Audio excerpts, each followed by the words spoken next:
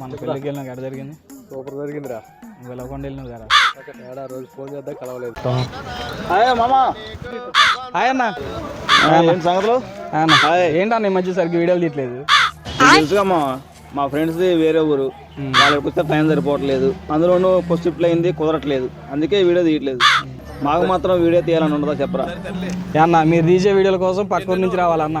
తొక్కల వీడియోల కోసం ఏదో ఒక వీడియో పెట్టి కష్టపడే వాళ్ళలాగా యూట్యూబ్ కష్టాలు ఎలా ఉంటాయో నేను నీకు చెప్తా. నువ్వు వీడియో రోజు ఒక్క వీడియో తీయాలంటే మా ఫ్రెండ్స్ పోయిన 15 కిలోమీటర్లు, రాని 15 కిలోమీటర్లు, మొత్తం 30 కిలోమీటర్లు రావాలని సంగతి తెలుసా? నాకు తెలుసు. రేపు ఈ వీడియో తీయడానికి వస్తున్నాని పొద్దున్నే 100 సార్లు ఫోన్ చేసిన లిఫ్ట్ చేయకుండా ఉంటే ఆ బాధ ఉంటుందని తెలుసా? నాకు తెలుసు. ఆ బాధ ఉండదు నాకు తెలుసు. నీకేదో సాధించాలన్నా ఎంత బతిలాడినా ఒక్కడు కూడా వీడియో చేయడం రాకుండా ఉంటే ఆ బాధ ఎలా ఉంటుందని నీకు తెలుసా?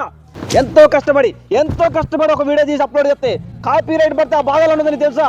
మంచి కంటెంట్ తో వీడియో తీసి ఆ వీడియోకి ఒక్క లైక్ ఒక కామెంట్ రాకపోతే ఆ బాధ ఎలా ఉంటుందని తెలుసా?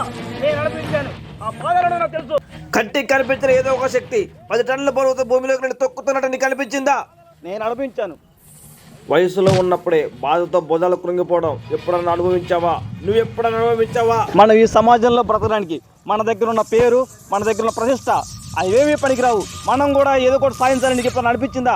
నాకు అనిపించింది. యూట్యూబ్ నీకు ఎప్పుడన్నా నమ్మాలనిపించిందా? నాకు అనిపించింది. ఒక మంచి వీడియో తీయాలి, వైరల్ అవ్వాలని నాకు అనిపించింది. ఏదో ఒక రోజు యూట్యూబ్లో మంచి విషయం సాధిస్తాను. ఇక్కడ కష్టం గురించి మాట్లాడే హక్కు నా ఒక్కడికే ఉంది.